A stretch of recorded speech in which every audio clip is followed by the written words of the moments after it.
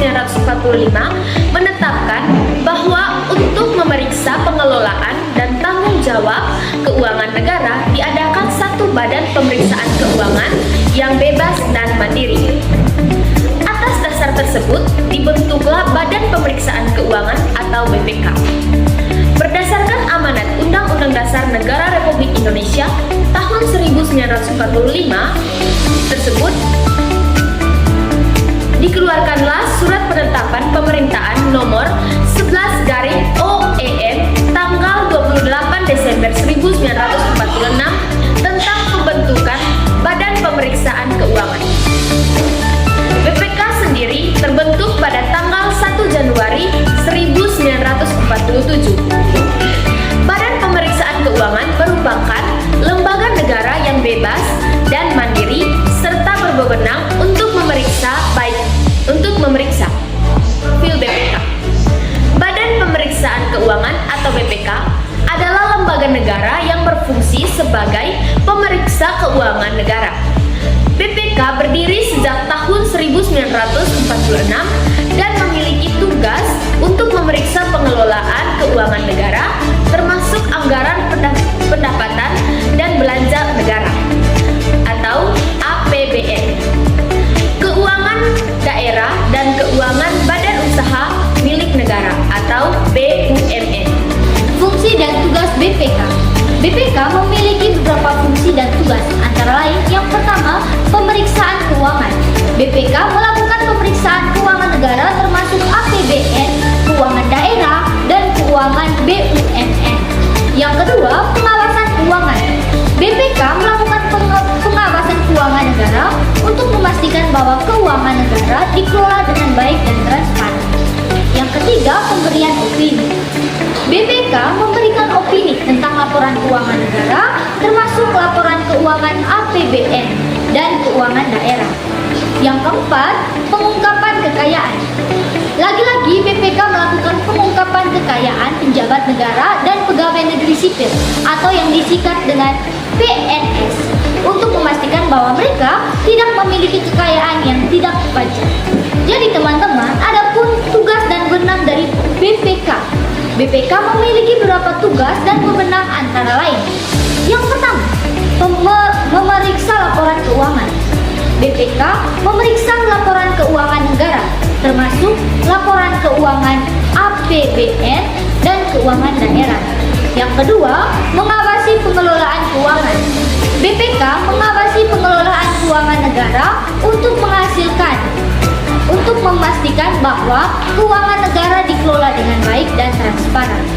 Yang ketiga, memberikan rekomendasi, di mana BPK memberikan rekomendasi kepada pemerintah tentang perbaikan dan pengelolaan keuangan negara. Yang keempat, melakukan pemeriksaan khusus, di mana BPK teman-teman melakukan pemeriksaan khusus terhadap keuangan negara yang dicurangi memiliki masalah. Hasil pemeriksaan BPK. Hasil pemeriksaan BPK dapat berupa yang pertama itu laporan pemeriksaan. BPK dapat membuat laporan pemeriksaan yang berisi hasil pemeriksaan keuangan negara. Yang kedua, opini. BPK memberikan opini tentang laporan keuangan negara termasuk laporan keuangan APBN dan keuangan daerah. Yang ketiga, rekomendasi. BPK memberikan rekomendasi kepada pemerintah tentang perbaikan pengelolaan keuangan negara. Peran BPK dalam mencegah korupsi.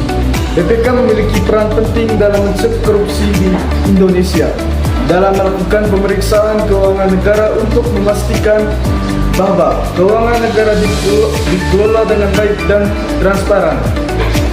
BPK juga memberikan rekomendasi kepada pemerintah tentang perbaikan pengelolaan keuangan negara. Yang berikutnya itu ada peran legislatif. Dewan Perwakilan Rakyat atau DPR sebagai lembaga legislatif memiliki peran penting dalam membuat undang-undang dalam 3 tahun terakhir. DPR telah membuat beberapa undang-undang penting. Yang pertama itu ada Undang-Undang Ciptaan Kerja. Undang-undang ini bertujuan untuk meningkatkan investasi, menciptakan lapangan kerja, dan meningkatkan kemudahan berusaha di Indonesia. Yang kedua, ada Undang-Undang perlindungan data pribadi. Undang-undangan ini bertujuan untuk melindungi data pribadi masyarakat dari penyalahgunaan dan pelanggaran privasi. Peran eksekutif.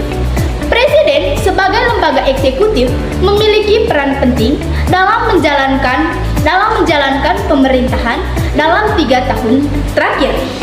Presiden Joko Widodo telah meluncurkan beberapa program penting seperti yang pertama itu ada program pemulihan. Program Pemulihan Ekonomi Nasional atau PEN. Program ini bertujuan untuk memulihkan ekonomi nasional yang terdampak oleh pandemi COVID-19. Yang kedua itu program vaksinasi COVID-19. Program ini bertujuan memberikan vaksinasi COVID-19 kepada masyarakat Indonesia untuk mencegah penyebaran COVID-19. Peran yudikatif. Mahkamah Agung sebagai lembaga yudikatif memiliki peran penting dalam mengadili perkara dalam 3 tahun terakhir. MA telah memutuskan beberapa perkara penting seperti yang pertama, perkara korupsi. Mahkamah Agung telah memutuskan beberapa perkara korupsi yang melibatkan pejabat publik dan pengusaha. Yang kedua, perkara pidana. Mahkamah Agung telah memutuskan beberapa perkara pidana yang melibatkan kejahatan seperti pembunuhan, pencurian, dan lain sebagainya. Yang kedua, peran pengawasan. Badan Pemeriksa Keuangan atau BPK sebagai lembaga pengawasan memiliki peran penting dalam memeriksa pengelolaan keuangan negara. Dalam 3 tahun terakhir, BPK telah memberikan beberapa kasus korupsi dan penyelenggaraan keuangan negara seperti yang pertama, kasus korupsi pengadilan barang dan jasa. BPK telah memeriksa beberapa kasus korupsi pengadaan barang, jasa yang melibatkan pejabat publik dan pengusaha. Yang kedua, kasus penyelenggaraan keuangan negara. BPK terus memeriksa beberapa kasus penyelewengan keuangan yang melibatkan pejabat dan pengusaha.